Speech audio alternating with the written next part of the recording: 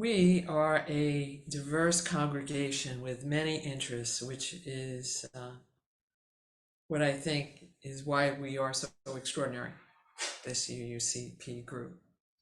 And all of you that are coming to visit with us today are included in that extraordinary group. So in addition to deepening our understanding of the world's religious traditions and being in action for social justice, many of us are here to companion each other on a spiritual journey. Is that so? Are we on a spiritual journey together? Is that part of what calls you here? Yeah. And my hope is to offer an opportunity to explore the many aspects that spirituality may take. So with that in mind, our service today is on the topic of angels. Angels are a significant part of our Western culture, especially this time of year, since angels are the most popular of all Christmas decorations. Angels are not restricted to Christianity. They're central to Judaism and Islam. Depictions have been found of angels in the remains of the earliest civilizations on Earth. Did you all know that? And they're part of New Age culture, we know that, and people often believe in angels regardless of their belief systems about religion. So today we will look at angels in religions, culture, and also in our own lives. Angels have enchanted us since ancient times. Some archaeologists date their first depiction of an angel to Babylon in 2050 BC. Others argue for earlier dates, citing possible angels in the Egyptian Parthenon of gods and winged creatures carved in rocks found in Mesopotamia and Assyria. And it's also been considered that Hermes, the Greek god and messenger between earth and heaven, is actually an angel. And indeed, the word angel is derived from the Greek word angelos, which means messenger. Angels may be ancient, but they're not old. Currently, books are written and published about encounters with angels in the here and now. Publishers Weekly reported in 2015 that angels are becoming increasingly popular in religion and spiritual publishing, with a slate of angel-centric fiction and nonfiction titles being released just a few years ago. So, what is an angel? Angels have been described as watchers, servants, holy ones, and even the sons of God. So let's take a moment and look at angels in the three Abrahamic religions, Judaism, Christianity, and Islam. Interestingly, they share the same angels, many of the same angels. So let's start with Judaism, since it's the oldest of the religions. In Judaism, angels are referred to as malak. Malak is I believe, the Hebrew word for messengers, workers here on earth. The Talmud names 4 angels that eventually are later known as archangels. And that would be Michael, Gabriel, Uriel, and Raphael. Michael is viewed as the guardian and protector of the people of Israel. Did you know that? Yeah. Michael, that's a special name for you, Judy. It was he who stopped Abraham just before he was about to sacrifice his beloved son, Isaac, to God. The angels of the Torah are often described of not having wings, and they're often mistaken for humans. It was these angels who met with Abraham and his wife Sarah to let them know they would be having a child, even though they were very elderly, I think close to 100 years old. It was also these angels that visited the city of Sodom and were treated with disrespect by the people. Many of you have heard of Jacob's ladder, and it was in a vision that Jacob witnessed wingless angels ascending and descending a ladder from heaven to earth. And then there's also the angel of death, we all know, from the story of Passover. It was the angel of death that took the lives of the firstborn sons of every family in Egypt on the night of Passover, except for the Hebrews, who had marked their doorway with the blood of a sacrificed lamb or young goat. If you've ever attended a One Spirit commencement, I know some of you have, and if you're free next June, I'll invite any of you who'd like to see the most extraordinary experience to come with me to their commencement. You will witness Diane Burke, our spiritual director, evoking a prayer and blessing upon everyone as they are being ordained, and evoking the four angels. She will say, to my right, Michael or Michael, and to my left, Gabriel, and before me, Uriel, and behind me, Raphael, and over my head, Shekhinah, the essence and presence of the divine of God. It's so beautiful. And this, I've understood, is a Jewish prayer that has often been shared with children historically. In Christianity, it was the angel Gabriel who appeared to Mary and told her she was chosen by God to give birth to a son. Gabriel also appeared to Joseph to let him know that Mary had conceived from God, and that, yes, please go marry this woman and name your son to come, Jesus. It was angels that came to the shepherds to announce the birth of Jesus, and 3 days after Jesus' death, it was angels that had appeared before the tomb and let Mary Magdalene know to fear not, and let the disciples and others know that Jesus has risen. In Islam, it was Archangel Jibril, I think they say it correctly, or Gabriel, who appeared to Muhammad in the cave and revealed to him that he's been chosen by God to pen the Quran. And it was the angel Gabriel, again, forgive me if I'm not saying this correctly, who offered the words through Muhammad as they recorded the Quran. Muhammad was illiterate, so he couldn't write it down himself, so his companions were the ones that would hear the words that Muhammad was saying from Gabriel and write them down. Muslims also believe that angels are with them at all times, all the time, and that it is that they receive at a young age, at birth, two angels, one on each shoulder, one that records their good deeds and one that records their bad deeds. And they also believe in that angels assign souls to newborns. So one of the main differences between Islamic and Christian Jewish views on angels is that for Muslims, it is not possible for an angel to fall from grace. They are always grace. In Hinduism, their angels are called devas,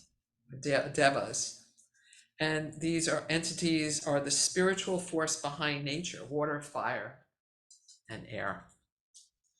And let us not leave out the Zoroastrians. They get left out a lot because there's only 200,000 of them practicing still on earth, but it's an ancient religion, and they believe that each person has an angel assigned to them that protects and guides them. So what remains constant in every account of angels from ancient days to the present is that they're both messengers and companions to humans, sent from a realm beyond the earth. So whether it be religion, spirituality, or mythology, angels support the narrative that we are supported beyond our physical world. An interconnection, they offer us an interconnection with a divine source that is there looking out for our well-being. They're there to help us, advise us, inspire us, and amaze us. Benjamin Radford shares the following in his article, Are Angels Real?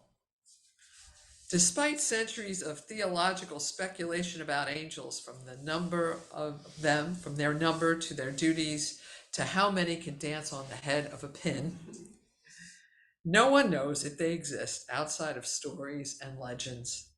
Many people, though, believe that they do. Plato and Aristotle, for example, were convinced that they existed. And in modern times, a poll recently suggests that 70% of Americans think angels are real. Imagine, 70%. And they believe, and 53% believe that they personally have been saved by harm by a guardian angel. A 2007 Baylor Religion Survey found that 57% of Catholics, 81% of Black Protestants, 66% of evangelical Protestants, and 10% of Jews have reported having a personal experience with a guardian angel. And 20% of those who identify themselves as having no religion at all also claim they have encountered an angel. So in conversations I've had with people who feel there is support outside their physical body on a spiritual realm, some people might call them, I found that some people might call them angels, but some people might also call them spirit guides. Some might even consider it's an ancestor or a loved one that's reaching out to them. Because who really knows, right? I'd like to share, though, a story that I heard very firsthand and have been connected to from a person in my life who believes that they were visited by an angel. So back in 2017, when I completed walking the Camino de Santiago, you've heard me tell that story.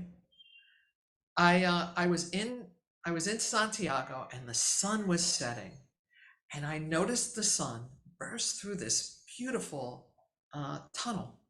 It was one of those photos, those Hollywood moments. And right as that sun burst through the tunnel, I start hearing a man singing Ave Maria. It was gorgeous.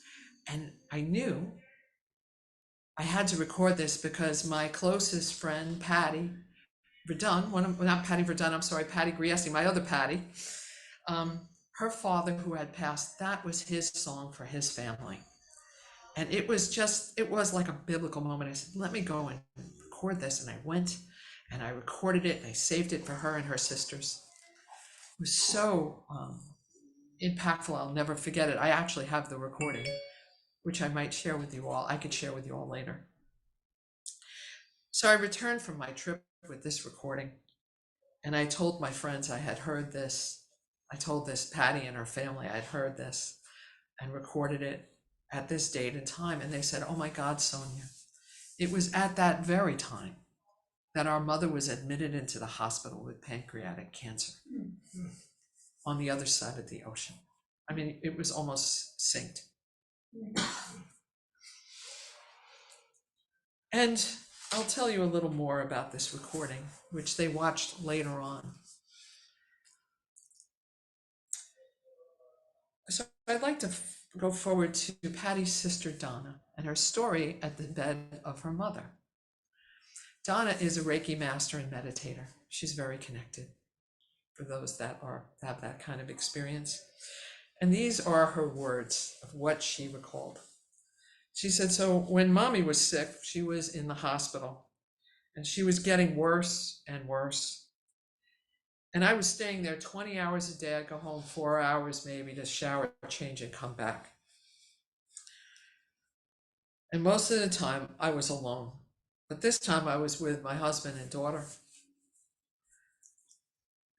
And I was meditating. And in my meditation, I saw purple angels come in to the room. And I said to them all around me, I said, Terry, her husband and her daughter, the angels are here and they're purple and they're coming in now. And then I opened my eyes, she said, and mommy was so bad at that point I just looked at her and said, you know what? They're not. There's no angels coming in. I don't believe in this anymore. This is just awful, and I'm done. And so her husband felt so bad, and he got up and walked out to use the restroom. And she went to sit closer to her mom. And within about a minute or so, if it was even that long, the door opened, and a handsome African-American man with braids walked in. He was very, very tall. She said he felt like he was 10 feet tall. And I looked at him, and he's got this little blanket in his hand, and he was touching something on the blanket, and he said, I have this for you. And I looked closer, and her daughter was sitting next to her, and she goes, it's Mammy's angel. He's got the angel on the blanket. And this was an angel that their mother wore all the time, this little angel. And the blanket was purple, and he was in purple from head to toe. Head to toe. And he had a twinkle in his eyes, and he was like laughing at her, and he said, I thought your mother could use an angel, he said to her. And she said she couldn't say a word. She was in shock. And he hands her the blanket, and she and her daughter put the blanket on her mom's body, on her belly. Her mother was in a coma at this point. And she turned, and he was leaving. The person left. And a moment later, her husband, Terry, walked back in and said, what happened? Before he even knew what happened, because he wasn't there. He just said, what happened? And this all happened within a minute. And so Donna went on to say that even if there was a microphone in the room at the nurse's station, and somebody heard their conversation, and they put somebody in a purple scrub outfit and gave them a purple blanket and found an angel to stick a pin on it that was exactly her mother's, there was no way in the world, if they were recording this, that this could have happened in a matter of 2 minutes. It was impossible to happen. The other thing that was, everybody in the hospital was wearing navy blue scrubs and white coats. Not another person, they were there for several weeks. Not another person was ever seen in scrubs. So she says, so it was a miracle. We know it was an angel. And my daughter felt it too. And the reason we thought this guy was so tall is that his light was reaching out beyond his head. Wow, she says, it was a miracle. I know it's an angel, and so does my husband. And he felt like spirit walked by him as he was walking back into the room. That's why he walked in and said, what just happened?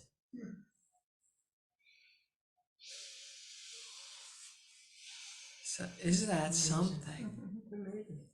Oh, and then I arrived at the hospital to play this recording for them and for the mother. And her mom, Lena, was in a coma, and I played the music that I played for her. She couldn't see it. I sat with her alone, and I said, Lena, I think this is from Emil for you. And I played it for her. And I think she passed in a day or two. And then I gave the recording, the video, I showed it to the family, the daughters, and they said, Sonia, can't you see the purple angel wings fluttering and the reflections? And I'll play it on my laptop for you later, and I'll send it out to everyone. It's online somewhere. So this family is convinced beyond words that angels exist. So I thought it would be a beautiful story to share with you all from somebody I know and love and respect. So I leave you with this story and thoughts of angels, whether from religious traditions and culture or from other people's experiences. And I invite you to give thought to where you might have been supported by something beyond you, from something you just can't describe. Maybe an angel, maybe a guide, maybe an ancestor, maybe something that loves you enough to help you through your life when the moments are difficult. Whether angels are real to you or not, perhaps this holiday season, we might all consider how we could be angels ourselves. In this world, a world that needs angels in the flesh and in the spirit. May it be so. Amen. Amen. If you like this video, please like us on YouTube, subscribe to our YouTube channel, and click on the bell to be notified whenever we post a new video. Thank you.